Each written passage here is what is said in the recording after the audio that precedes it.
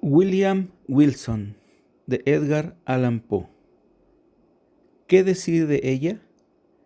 ¿Qué decir de la torva conciencia de ese espectro en mi camino?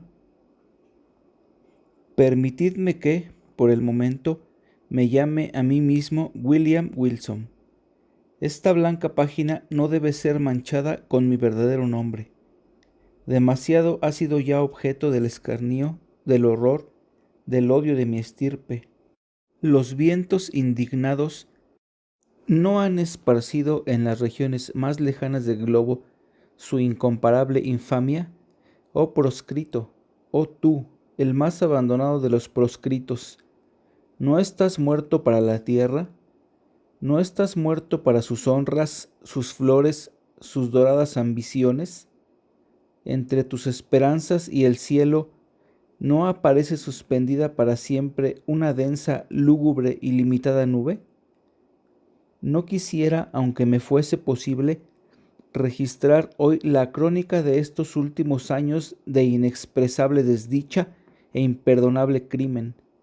Esa época, estos años recientes, ha llegado bruscamente al colmo de la depravación, pero ahora solo me interesa señalar el origen de esta última. Por lo regular, los hombres van cayendo gradualmente en la bajeza. En mi caso, la virtud se desprendió bruscamente de mí como si fuera un manto. De una perversidad relativamente trivial, pasé con pasos de gigante a enormidades más grandes que las del Heliogábalo. Permitidme que os relate la ocasión, el acontecimiento que hizo posible esto. La muerte se acerca y la sombra que le precede proyecta un influjo calmante sobre mi espíritu. Mientras atravieso el oscuro valle, anhelo la simpatía, casi iba a escribir la piedad, de mis semejantes. Me gustaría que creyeran que, en cierta medida, fui esclavo de circunstancias que excedían el dominio humano. Me gustaría que buscaran a favor mío, en los detalles que voy a dar, un pequeño oasis de fatalidad en ese desierto del error.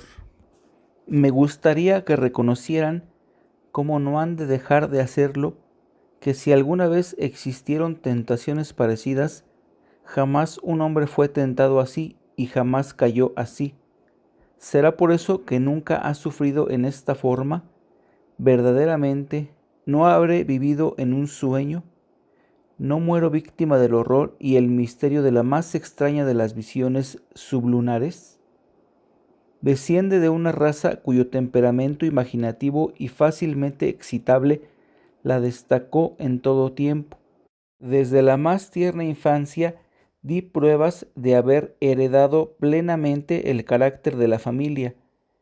A medida que avanzaba en años, esa modalidad se desarrolló aún más, llegando a ser por muchas razones causa de grave ansiedad para mis amigos y de prejuicios para mí.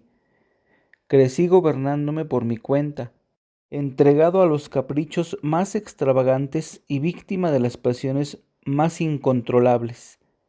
Débiles, asaltados por defectos constitucionales análogos a los míos, poco pudieron hacer mis padres para contener las malas tendencias que me distinguían.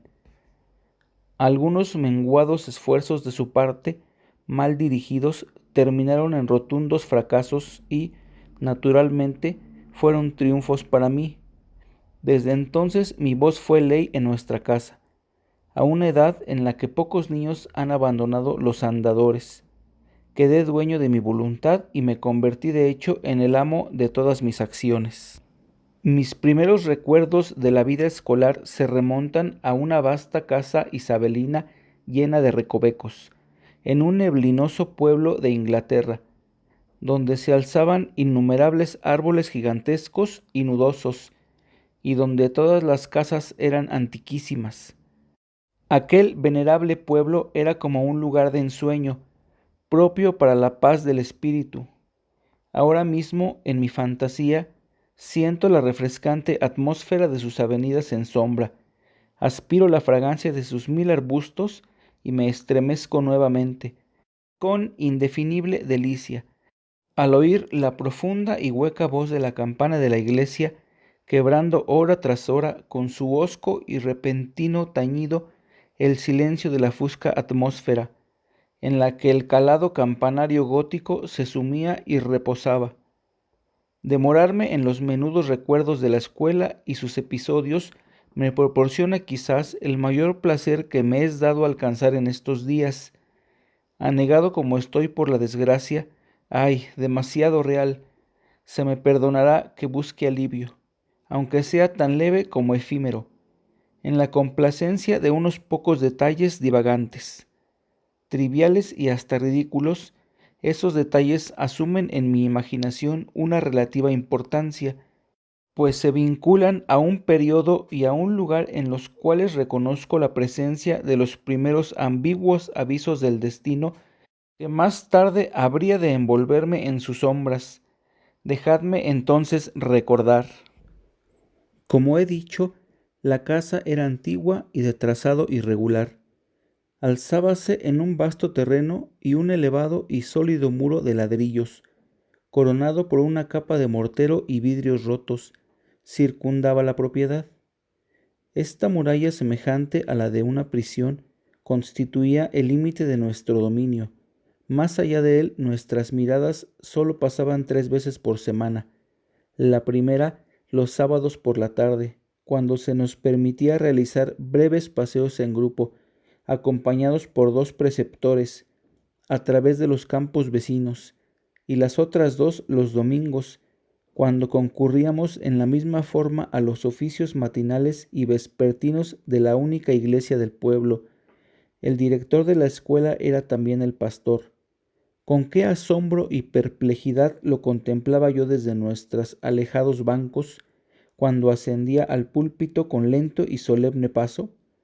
Este hombre reverente, de rostro sereno y benigno, de vestiduras satinadas que ondulaban clericalmente, de peluca cuidadosamente empolvada, tan rígida y enorme, podía ser el mismo que, poco antes, agrió el rostro, manchadas de rapé las ropas, administraba férula en mano las draconianas leyes de la escuela. Oh inmensa paradoja, demasiado monstruosa para tener solución. En un ángulo de la espesa pared rechinaba una puerta aún más espesa. Estaba remachada y asegurada con pasadores de hierro, y coronada de picas de hierro. Qué sensaciones de profundo temor inspiraba. Jamás se abría, salvo por las 3 salidas y retornos mencionados. Por eso, en cada crujido de sus fortísimas goznes, encontrábamos la plenitud del misterio. Un mundo de cosas para hacer solemnes observaciones o para meditar profundamente. El dilato muro tenía una forma irregular, con muchos espacios recesos. 3 o 4 de los más grandes constituían el campo de juegos. Su piso estaba nivelado y cubierto de fina grava. Me acuerdo de que no tenía árboles, ni bancos, ni nada parecido. Quedaba, claro está, en la parte posterior de la casa. En el frente había un pequeño cantero, donde crecían el boj y otros arbustos, pero a través de esta sagrada división solo pasábamos en raras ocasiones, tales como el día del ingreso a la escuela o el de la partida, o quizá cuando nuestros padres o un amigo venían a buscarnos y partíamos alegremente a casa para pasar las vacaciones de Navidad o de verano. Aquella casa, qué extraño era aquel viejo edificio, y para mí qué palacio de encantamiento. Sus vueltas y revueltas no tenían fin, ni tampoco sus incomprensibles subdivisiones. En un momento dado era difícil saber con certeza en cuál de los 2 pisos se estaba. Entre un cuarto y otro había siempre 3 o 4 escalones que subían o bajaban.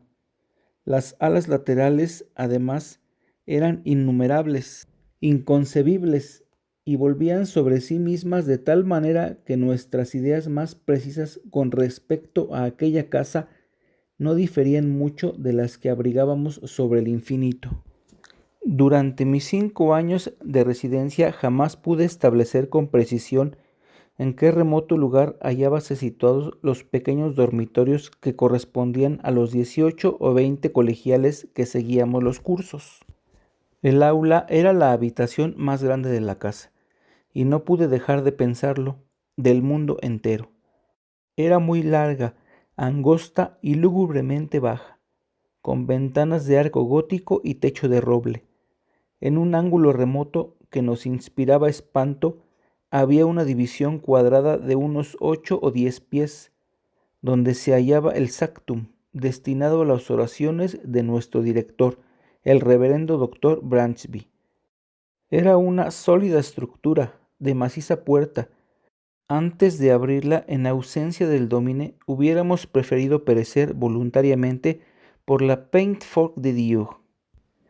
En otros ángulos había dos recintos similares, mucho menos reverenciados, por cierto, pero que no dejaban de inspirarnos temor.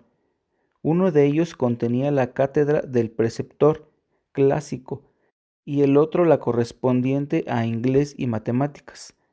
Dispersos en el salón, cruzándose y recruzándose en interminable irregularidad, veíanse innumerables bancos y pupitres, negros y viejos, carcomidos por el tiempo, cubiertos de libros harto hojeados y tan llenos de cicatrices de iniciales, nombres completos, figuras grotescas y otros múltiples esfuerzos del cortaplumas que habían llegado a perder lo poco que podía quedarles de su forma original en lejanos días. Un gran balde de agua aparecía en un extremo del salón y en el otro había un reloj de formidables dimensiones. Encerrado por las macizas paredes de tan venerable academia, pasé sin tedio ni disgusto los años del tercer lustro de mi vida. El fecundo cerebro de un niño no necesita de los sucesos del mundo exterior para ocuparlo o divertirlo, y la monotonía aparentemente lúgubre de la escuela estaba llena de excitaciones más intensas que las que mi juventud extrajo de la lujuria, o mi virilidad del crimen. Sin embargo, debo creer que el comienzo de mi desarrollo mental salió ya de lo común y tuvo incluso mucho de exagerado. En general, los hombres de edad madura no guardan un recuerdo definido de los acontecimientos de la infancia. Todo es como una sombra gris, una remembranza débil e irregular, una evocación indistinta de pequeños placeres y fantasmagóricos dolores. Pero en mi caso no ocurre así. En la infancia debo de haber sentido con todas las energías de un hombre lo que ahora hallo estampado en mi memoria, con imágenes tan vívidas, tan profundas y tan duraderas como los exergos de las medallas cartaginesas. Y, sin embargo, desde un punto de vista mundano, qué poco había ahí para recordar. Despertarse por la mañana, volver a la cama por la noche, los estudios, las recitaciones, las vacaciones periódicas, los paseos, el campo de juego, con sus querellas, sus pasatiempos, sus intrigas. Todo eso por obra de un hechizo mental totalmente olvidado más tarde. Llegaba a contener un mundo de sensaciones, de apasionantes incidentes, un universo de variada emoción, lleno de las más apasionadas e incitantes excitaciones. Oh le bon temps, que ce siècle diffère. El ardor, el entusiasmo y lo imperioso de mi naturaleza no tardaron en destacarme entre mis condiscípulos, y por una suave pero natural gradación fui ganando ascendencia sobre todos los que no me superaban demasiado en edad, sobre todos, con una sola excepción.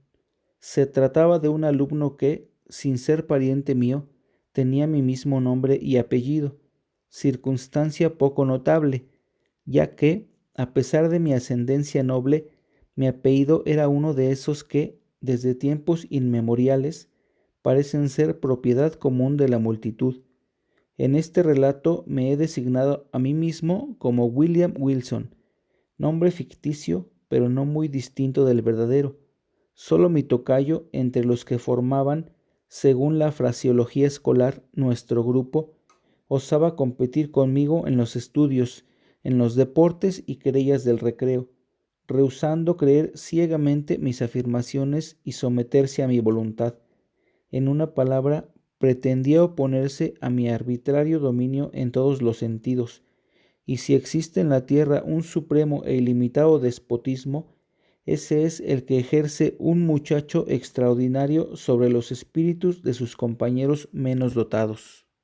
La rebelión de Wilson constituía para mí una fuente de continuo embarazo, máxime cuando, a pesar de las bravatas que lanzaba en público acerca de él y de sus pretensiones, sentía que en el fondo le tenía miedo, y no podía dejar de pensar en la igualdad que tan difícilmente mantenía con respecto a mí, y que era prueba de su verdadera superioridad, ya que no ser superado me costaba una lucha perpetua.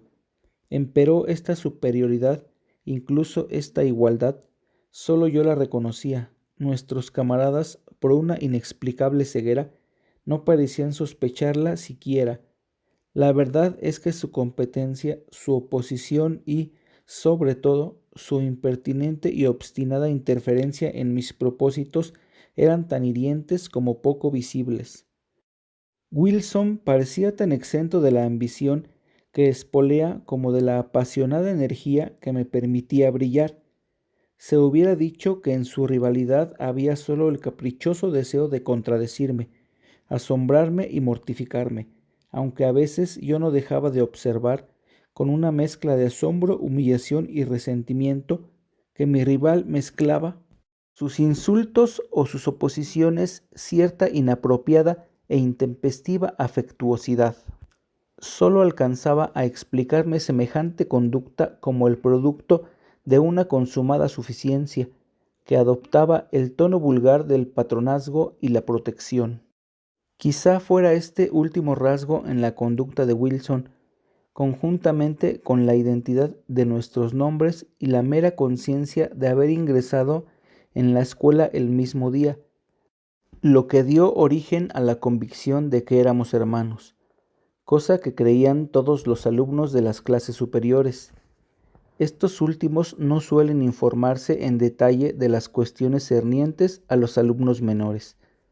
Ya he dicho o debí decir que Wilson no estaba emparentado ni en el grado más remoto con mi familia, pero la verdad es que, de haber sido hermanos, hubiésemos sido gemelos, ya que después de salir de la academia del doctor Bransby, supe por casualidad que mi tocayo había nacido el 19 de enero de 1813, y la conciencia es bien notable, pues se trata precisamente del día de mi nacimiento. Podrá parecer extraño que, a pesar de la continua inquietud que me ocasionaba la rivalidad de Wilson y su intolerable espíritu de contradicción, me resultara imposible odiarlo. Es cierto que casi diariamente teníamos una querella, al fin de la cual, mientras me cedía públicamente la palma de la victoria, Wilson se las arreglaba de alguna manera para darme a entender que era él quien la había merecido. Pero no obstante eso, mi orgullo y una gran dignidad de su parte nos mantenía en lo que se da a llamar buenas relaciones, a la vez que diversas conciencias en nuestros caracteres actuaban para despertar en mí un sentimiento que quizá solo nuestra posición impedía convertir en amistad. Me es muy difícil definir e incluso describir mis verdaderos sentimientos hacia Wilson. Constituía una mezcla heterogénea y abigarrada, algo de petulante aminosidad que no llegaba al odio, algo de estima, aún más de respeto, mucho miedo y un mundo de inquieta curiosidad. Casi resulta superfluo agregar, para el moralista, que Wilson y yo éramos compañeros inseparables. No hay duda que lo anómalo de esta relación encaminaba todos mis ataques, que eran muchos, francos o encubiertos, por las vías de la burla o de la broma pesada, que lastiman bajo la apariencia de una diversión, en vez de convertirlos en franca y abierta hostilidad. Pero mis esfuerzos en ese sentido no siempre resultaban fructuosos, por más hábilmente que maquinara mis planes, ya que mi tocayo tenía en su carácter mucho de esa modesta y tranquila austeridad que, mientras goza de lo afilado de sus propias bromas, no ofrece ningún talón de Aquiles y rechaza toda tentativa de que alguien ría a costa suya. Solo pude encontrarle un punto vulnerable que, proveniente de una peculiaridad de su persona y originado acaso en una enfermedad constitucional, hubiera sido relegado por cualquier otro antagonista menos exasperado que yo. Mi rival tenía un defecto en los órganos vocales que le impedía alzar la voz más allá de su susurro apenas perceptible, y yo no dejaba de aprovechar las míseras ventajas que aquel defecto me acordaba. Las represalias de Wilson eran muy variadas, pero una de las formas de su malicia me perpetuaba más allá de lo natural. Jamás podré saber cómo su sagacidad llegó a descubrir que una cosa tan insignificante me ofendía. El hecho es que, una vez descubierta, no dejó de insistir en ella. Siempre había yo experimentado aversión hacia mi poco elegante apellido y mi nombre tan común, que era casi plebeyo. Aquellos nombres eran veneno en mi oído, y cuando, el día de mi llegada, un segundo William Wilson ingresó en la academia, lo detesté por llevar ese nombre y me sentí doblemente disgustado por el hecho de ostentarlo un desconocido que sería causa de una constante repetición, que estaría todo el tiempo en mi presencia y cuyas actividades en la vida ordinaria de la escuela serían con frecuencia confundidas con las mías, por culpa de aquella odiosa coincidencia. Este sentimiento de ultraje así engendrado se fue acentuando con cada circunstancia que revelaba una semejanza, moral o física, entre mi rival y yo. En aquel tiempo no había descubierto el curioso hecho de que éramos de la misma edad, pero comprobé que teníamos la misma estatura y que incluso nos parecíamos mucho en las facciones y el aspecto físico. También me amargaba que los alumnos de los cursos superiores estuvieran convencidos de que existía un parentesco entre ambos. En una palabra, nada podía perturbarme más, aunque lo disimulaba cuidadosamente, que cualquier alusión a una semejanza intelectual, personal o familiar entre Wilson y yo. Por cierto, nada más permitía suponer, salvo en lo referente a un parentesco, que estas similaridades fueran comentadas o tan solo observadas por nuestros condiscípulos, que él las observaba en todos sus aspectos y con tanta claridad como yo, me resultaba evidente, pero solo a su extraordinaria penetración cabía atribuir el descubrimiento de que esas circunstancias le brindaran un campo tan vasto de ataque. Su réplica, que consistía en perfeccionar una imitación de mi persona, se cumplía tanto en palabras como en acciones, y Wilson desempeñaba admirablemente su papel. Copiar mi modo de vestir no le era difícil. Mis actitudes y mi modo de moverme pasaron a ser suyos sin esfuerzo, y a pesar de su defecto constitucional, ni siquiera mi voz escapó a su imitación. Nunca trataba, claro está, de imitar mis acentos más fuertes, pero la tonalidad general de mi voz se repetía exactamente en la suya, y su extraño susurro llegó a convertirse en el eco mismo de la mía. No me aventuraré a describir hasta qué punto este minucioso retrato, pues no cabía considerarlo una caricatura, llegó a exasperarme. Me quedaba el consuelo de ser el único que reparaba en esa imitación y no tener que soportar más que las sonrisas de complicidad y de misterioso sarcasmo de mi tocayo. Satisfecho de haber provocado en mí el penoso efecto que buscaba, parecía divertirse en secreto del aguijón que me había clavado, desdeñando sistemáticamente el aplauso general que sus astutas maniobras hubieran obtenido fácilmente. Durante muchos meses constituyó un enigma indescifrable para mí el que mis compañeros no advirtieran sus intenciones, comprobaran su cumplimiento y participación de su mofa. Quizá la gradación de su copia no la hizo tan perceptible, o quizá debía mi seguridad a la maestría de aquel copista que, desdeñando lo literal, que es todo lo que los pobres de entendimiento ven en una pintura, solo ofrecía el espíritu del original para que yo pudiera contemplarlo y atormentarme. He aludido más de una vez al desagradable aire protector que asumía Wilson conmigo y de sus frecuentes interferencias en los caminos de mi voluntad. Esta interferencia solía adoptar la desagradable forma de un consejo, antes insinuado que ofrecido abiertamente. Yo lo recibía con una repugnancia que los años fueron acentuando, y, sin embargo, en este día ya tan lejano de aquellos, séame dado declarar con toda justicia que no recuerdo ocasión alguna en que las sugestiones de mi rival me incitaran a los errores tan frecuentes en esa edad inexperta e inmadura. Por lo menos su sentido moral, si no su talento y su sensatez, era mucho más agudo que el mío, y yo habría llegado a ser un hombre mejor y más feliz si hubiera rechazado con menos frecuencia aquellos consejos encerrados en susurros y que en aquel entonces odiaba y despreciaba amargamente.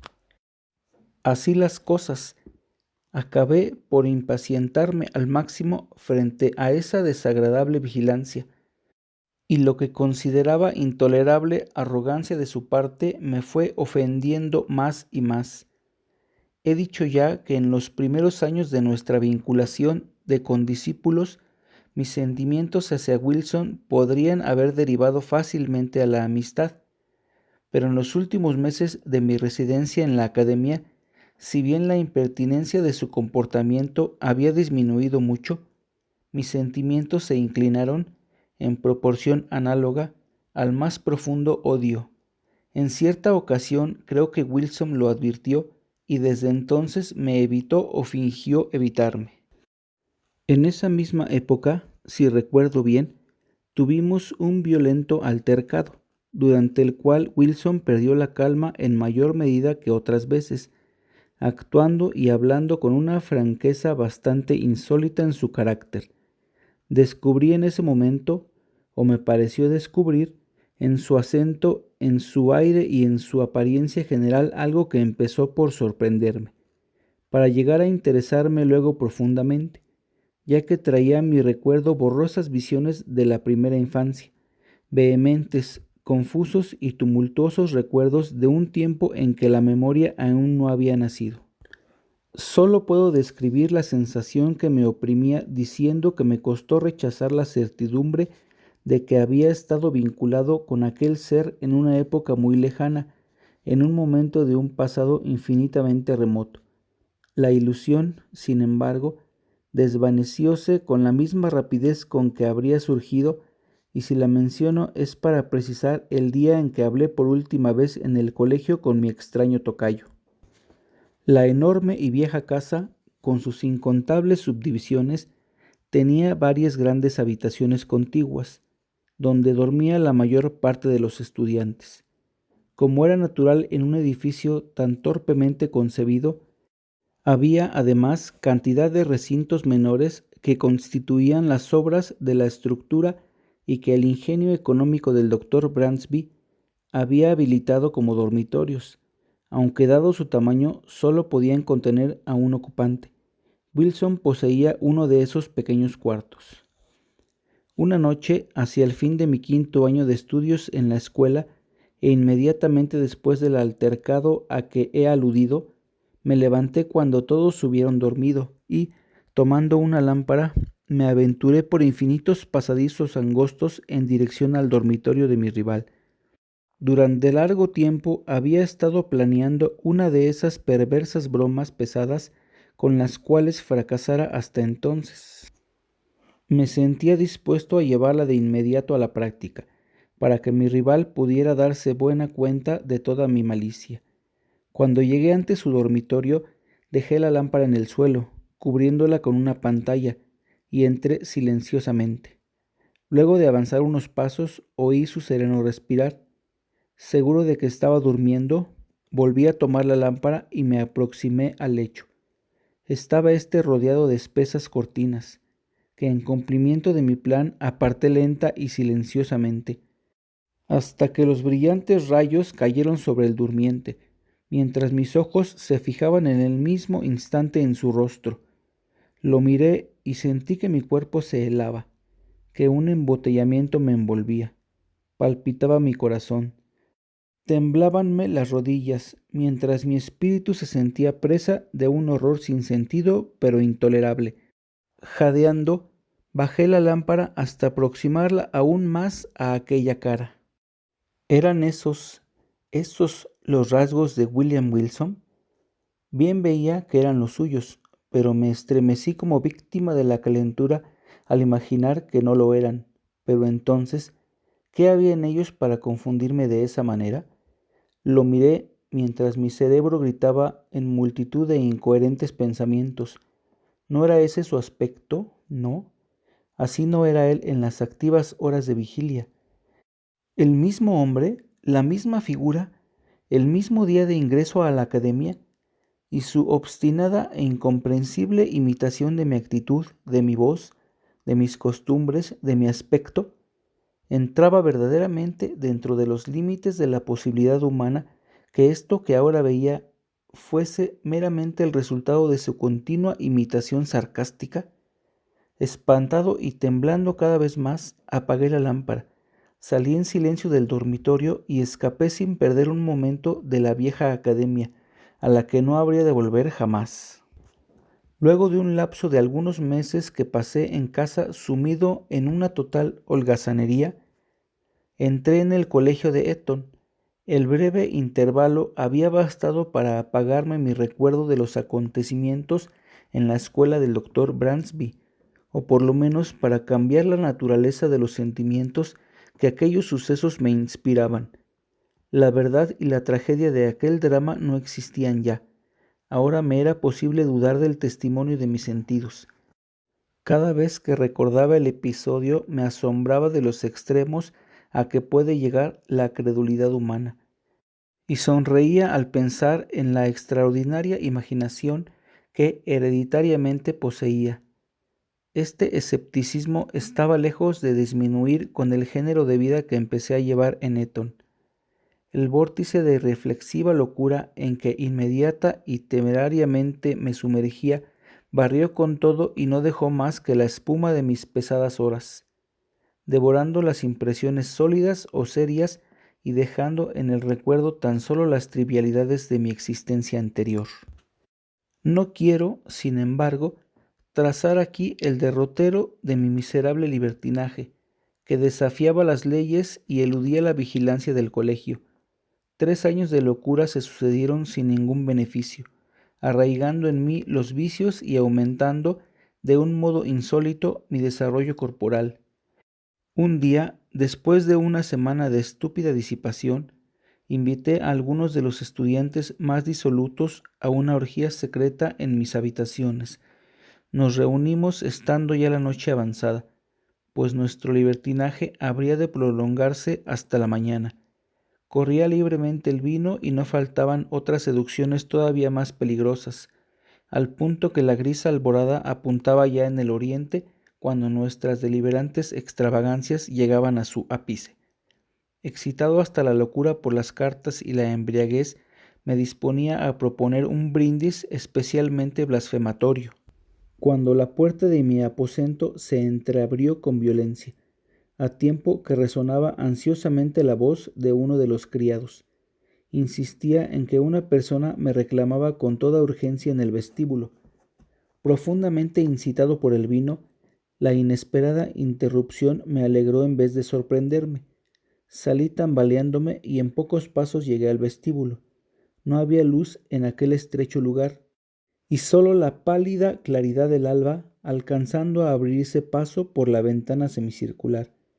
Al ponerme el pie en el umbral distinguí la figura de un joven de mi edad, vestido con una bata de casimir blanco, cortada conforme a la nueva moda e igual a la que llevaba yo puesta. La débil luz me permitió distinguir todo eso, pero no las facciones del visitante. Al verme, vino precipitadamente a mi encuentro y, tomándome del brazo, con un gesto de petulante impaciencia, murmuró en mi oído estas palabras: William Wilson. Mi embriaguez se disipó instantáneamente. Había algo en los modales del desconocido y en el temblor nervioso de su dedo levantado suspenso entre la luz y mis ojos, que me colmó de indescriptible asombro. Pero no fue esto lo que me conmovió con más violencia, sino la solemne admonición que contenían aquellas silbantes palabras dichas en voz baja, y, por sobre todo, el carácter, el sonido, el tono de esas pocas, sencillas y familiares sílabas que había susurrado, y que me llegaban con 1000 turbulentos recuerdos de días pasados, golpeando mi alma con el choque de una batería galvánica. Antes de que pudiera recobrar el uso de mis sentidos, el visitante había desaparecido. Aunque este episodio no dejó de afectar vivamente mi desordenada imaginación, bien pronto se disipó su efecto. Durante algunas semanas me ocupé en hacer toda clase de averiguaciones, o me envolví en una nube de morbosas conjeturas. No intenté negarme a mí mismo la identidad del singular personaje que se inmiscuía de tal manera en mis asuntos o me exacerbaba con mis insinuados consejos. ¿Quién era? ¿Qué era ese Wilson? ¿De dónde venía? ¿Qué propósitos abrigaba? Me fue posible hallar respuesta a estas preguntas. Solo alcancé a averiguar que un súbito accidente acontecido en su familia lo había llevado a marcharse de la academia del doctor Brasby la misma tarde del día en que emprendí la fuga.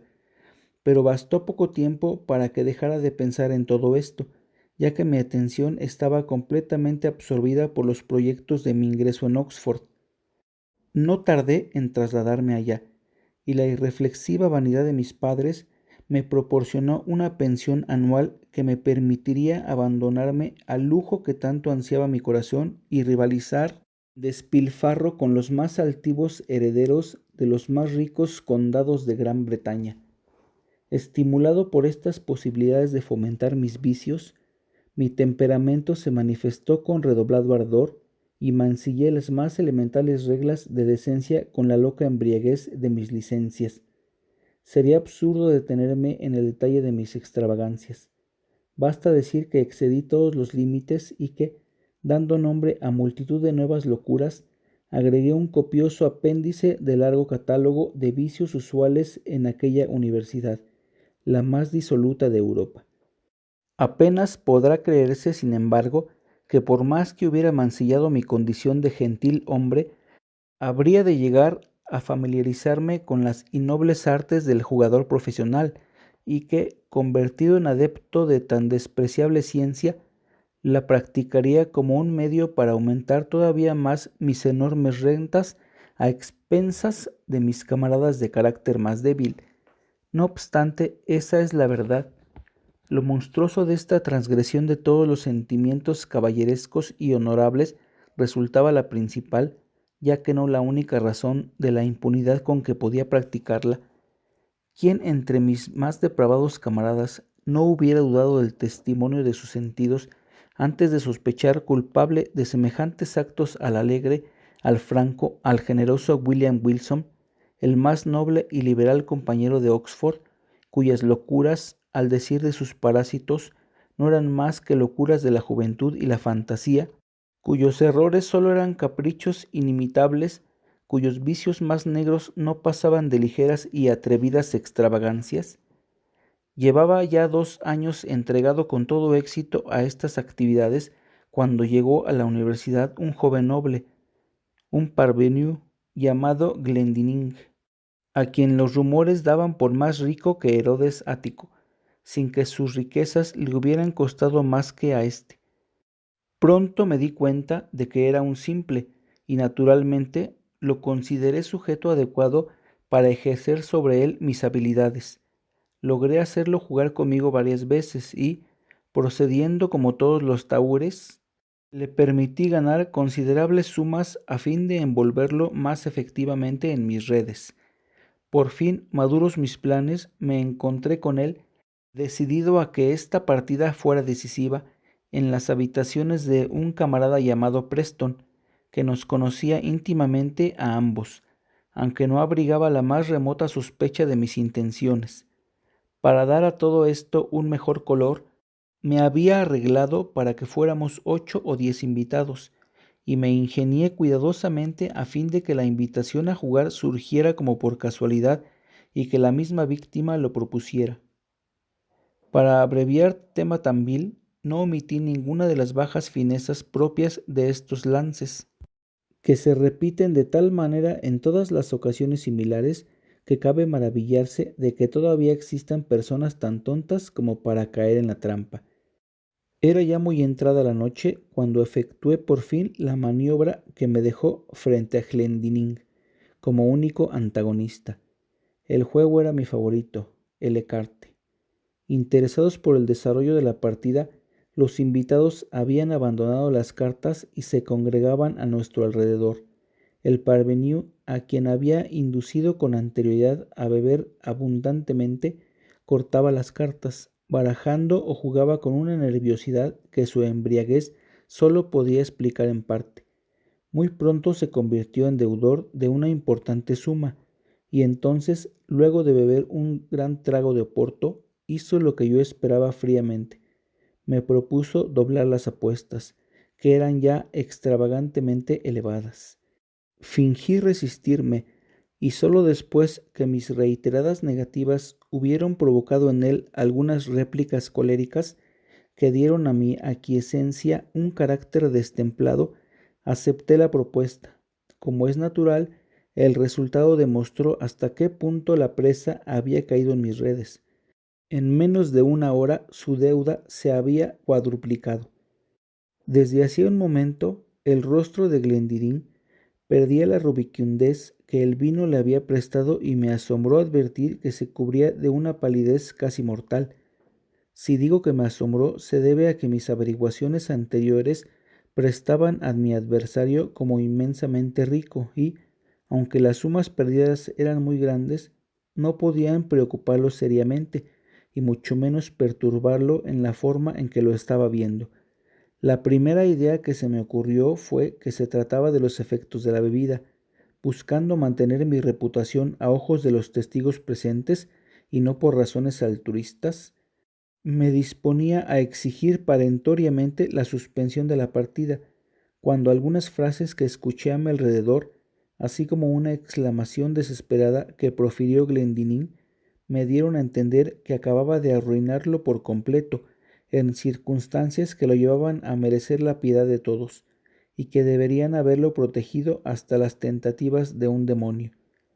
Difícil es decir ahora cuál hubiera sido mi conducta en ese momento. La lamentable condición de mi adversario creaba una atmósfera de penoso embarazo.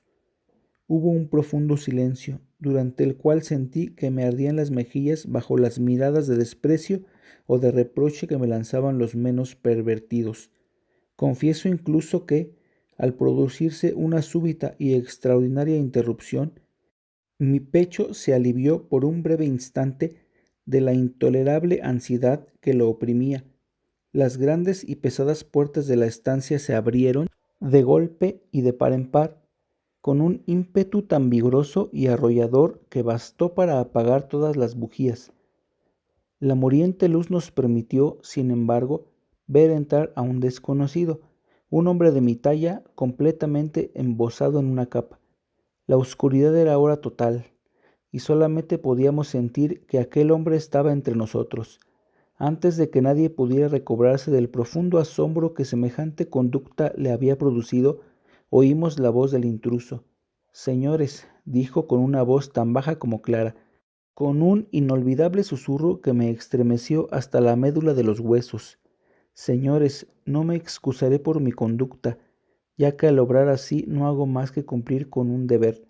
Sin embargo, ignorar ustedes quién es la persona que acaba de ganar una gran suma de dinero a Lord Glendinning.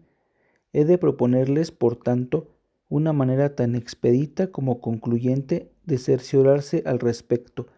Bastará con que examinen el forro de su puño izquierdo y los pequeños paquetes que encontrarán en los bolsillos de su bata bordada». Mientras hablaba, el silencio era tan profundo que se hubiera oído caer una aguja en el suelo. Dichas esas palabras, partió tan bruscamente como había entrado. ¿Puedo describiré mis sensaciones? ¿Debo decir que sentí todos los horrores del condenado? Poco tiempo me quedó para reflexionar. Varias manos me sujetaron rudamente, mientras se traían nuevas luces, Inmediatamente me registraron. En el forro de mi manga encontraron todas las figuras esenciales en el ecarté y, en los bolsillos de mi bata, varios mazos de barajas idénticos a los que empleábamos en nuestras partidas, salvo que las mías eran lo que técnicamente se denominaba arrodenés. Vale decir que las cartas ganadoras tienen las extremidades ligeramente convexas, mientras las cartas de menor valor son levemente convexas a los lados. En esa forma, el incauto que corta, como es normal a lo largo del mazo, proporcionará invariablemente una carta ganadora a su antagonista, mientras el taur, que cortara también tomando el mazo por sus lados mayores, descubrirá una carta inferior. Todo estallido de indignación ante semejante descubrimiento me hubiera afectado menos que el silencioso desprecio y la sarcástica compostura con que fue recibido. Señor Wilson, dijo nuestro anfitrión, inclinándose para levantar del suelo una lujosa capa de preciosas pieles. Esto es de su pertenencia.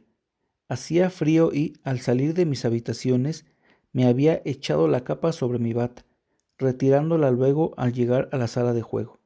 Supongo que no vale la pena buscar aquí, agregó, mientras observaba los pliegues del abrigo con amarga sonrisa, otras pruebas de su habilidad. Ya hemos tenido bastantes.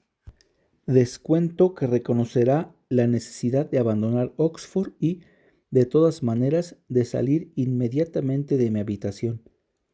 Humillado, envilecido hasta el máximo como lo estaba en ese momento, es probable que hubiera respondido a tan amargo lenguaje con un arrebato de violencia, de no hallarse mi atención completamente concentrada en un hecho por completo extraordinario. La capa que me había puesto para acudir a la reunión era de pieles sumamente raras, a un punto tal que no hablaré de su precio. Su corte, además, nacía de mi invención personal, pues en cuestiones tan frívolas era de un refinamiento absurdo. Por eso, cuando Preston me alcanzó la que acababa de levantar del suelo cerca de la puerta del aposento, vi con asombro lindante en el terror que yo tenía mi propia capa colgada del brazo, donde la había dejado inconscientemente, y que la que me ofrecía era absolutamente igual en todos y cada uno de sus detalles. El extraño personaje que me había desenmascarado estaba envuelto en una capa al entrar, y aparte de mí ningún otro invitado llevaba capa esa noche. Con lo que me quedaba de presencia de ánimo, tomé la que me ofrecía Preston y la puse sobre la mía sin que nadie se diera cuenta. Salí así de las habitaciones, desafiante el rostro, y a la mañana siguiente, antes del alba, empecé un presuroso viaje al continente, perdido en un abismo de espanto y de vergüenza. Huía en vano. Mi aciago destino me persiguió, exultante, mostrándome que su misterioso dominio no había hecho más que empezar. Apenas hube llegado a París, tuve nuevas pruebas del odioso interés que Wilson mostraba en mis asuntos. Corrieron los años sin que pudiera hallar alivio. El miserable, con qué importuna, con qué espectral solicitud se interpuso en Roma entre mí y mis ambiciones. También en Viena, en Berlín, en Moscú, a decir verdad, donde tenía yo amargas razones para maldecirlo de todo corazón. Huí al fin de aquella inescrutable tiranía, aterrado como si se tratara de la peste. Huí hasta los confines mismos de la tierra, y en vano. Una y otra vez, en la más secreta intimidad de mi espíritu, me formulé las preguntas: ¿quién es? ¿De dónde viene? ¿Qué quiere? Pero las respuestas no llegaban. Minuciosamente estudié las formas, los métodos, los rasgos dominantes de aquella impertinente vigilancia, pero incluso ahí encontré muy poco para fundar una conjetura cualquiera. Cabía advertir, sin embargo, que en las múltiples instancias en que se había cruzado en mi camino en los últimos tiempos, solo lo había hecho para frustrar planes o malograr actos que, de cumplirse, hubieran culminado en una gran maldad. Pobre justificación, sin embargo, para una autoridad asumida tan imperiosamente. Pobre compensación para los derechos de un libre albedrío tan insultamente estorbado. Me había visto obligado a notar asimismo que, en ese largo periodo, durante el cual continuó con su capricho de mostrarse vestido exactamente como yo, lográndolo con milagrosa habilidad, mi atormentador consiguió que no pudiera ver jamás su rostro las muchas veces que se interpuso en el camino de mi voluntad. Cualquiera que fuese Wilson, esto, por lo menos, era el colmo de la afectación y la insensatez. ¿Cómo podía haber supuesto por un instante que en mi amonestador de Eton, en el desenmascarador de Oxford, en aquel que malogró mi ambición en Roma, mi venganza en París, mi apasionado amor en Nápoles, o lo que falsamente llamaba mi avaricia en Egipto, que en él, mi archienemigo y genio maligno, dejaría yo de reconocer al William Wilson de mis días escolares, al tocayo, al compañero, al rival, al odiado y temido rival de la escuela del doctor Bransby? Imposible. Pero apresurémonos a llegar a la última escena del drama. Hasta aquel momento yo me había sometido por completo a su imperiosa dominación. El sentimiento de reverencia con que habitualmente contemplaba el elevado carácter, el majestuoso saber y la ubicuidad y omnipotencia aparentes de Wilson, sumado al terror que ciertos rasgos de su naturaleza y su arrogancia me inspiraban, habían llegado a convencerme de mi total debilidad y desamparo, sugiriéndome una implícita, aunque amargamente resistencia-sumisión a su arbitraria voluntad. Pero en los últimos tiempos acabé entregándome por completo a la bebida, y su terrible influencia sobre mi temperamento hereditario me hizo impacientarme más y más frecuente a aquella vigilancia. Empecé a murmurar, a vacilar, a resistir, y era sólo la imaginación la que me inducía a creer que a medida que mi firmeza aumentaba, la de mi atormentador sufría una disminución proporcional. Sea como fuere, una ardiente esperanza empezó a aguijonearme y fomentó en mis más secretos pensamientos la firme y desesperada resolución de no tolerar por más tiempo aquella esclavitud. Era en Roma, durante el carnaval de 1800, en un baile de máscaras que ofrecía en su palazzo el duque napolitano di Broglio. Me había dejado arrastrar más que de costumbre por los excesos de la bebida, y la sofocante atmósfera de los atestados salones me irritaba de sobremanera. Luchaba además por abrirme paso entre los invitados, cada vez más malhumorado, pues deseaba ansiosamente encontrar, no diré por qué indigna razón, a la alegre y bellísima esposa del anciano y caduco Di Broglio, con una confianza por completo desprovista de escrúpulos. Me había hecho saber ella cuál sería su disfraz de aquella noche y, al percibirla a la distancia, me esforzaba por llegar a su lado. Pero en ese momento sentí que una mano se posaba ligeramente en mi hombro y otra vez escuché al oído aquel profundo, inolvidable, maldito susurro. Arrebatado por un incontenible frenesí de rabia, me volví violentamente hacia el que acababa de interrumpirme y lo aferré por el cuello, tal como lo había imaginado. Su disfraz era exactamente igual al mío, capa española de terciopelo azul y cinturón rojo, del cual pendía una espada. Una máscara de seda negra ocultaba por completo su rostro. ¡Miserable!, grité con voz enronquecida por la rabia, mientras cada sílaba que pronunciaba parecía atizar mi furia. ¡Miserable impostor! ¡Maldito villano! No me perseguirás, no me perseguirás hasta la muerte. Sígueme o te atravieso de lado a lado aquí mismo. Y me lancé fuera de la sala del baile en dirección a una pequeña antecámara contigua, arrastrándolo conmigo. Cuando estuvimos ahí, lo rechacé con violencia, trastabilló mientras yo cerraba la puerta con un juramento y le ordenaba ponerse en guardia. Vaciló apenas un instante. Luego, con un ligero suspiro, desvainó la espada sin decir palabra y se aprestó a defenderse. El duelo fue breve.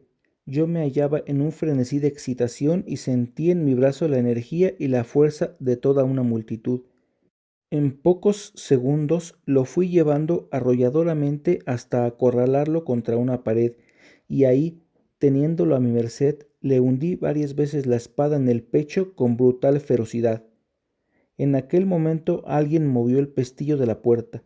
Me apresuré a evitar una intrusión, volviendo inmediatamente hacia mi moribundo antagonista, pero ¿qué lenguaje humano puede pintar esa estupefacción, ese horror que se posesionaron de mí frente al espectáculo que me esperaba?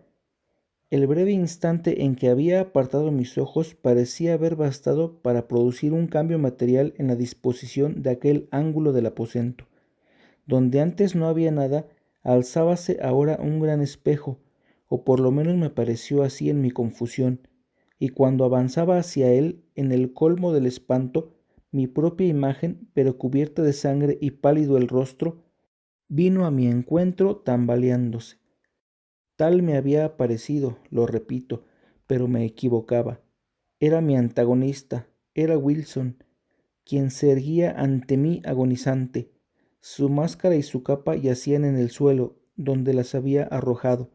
No había una sola hebra en sus ropas, ni una línea en las definidas y singulares facciones de su rostro, que no fueran las mías, que no coincidieran en la más absoluta identidad.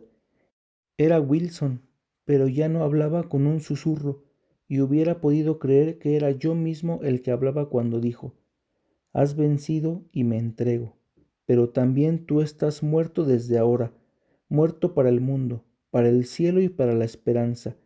En mí existías, y al matarme, ve en esta imagen, que es la tuya, cómo te has asesinado a ti mismo. Fin. Muchas gracias por escuchar el audiolibro.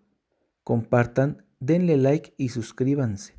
Si quieren escuchar alguno en particular, déjenlo en los comentarios. Muchas gracias y hasta la próxima.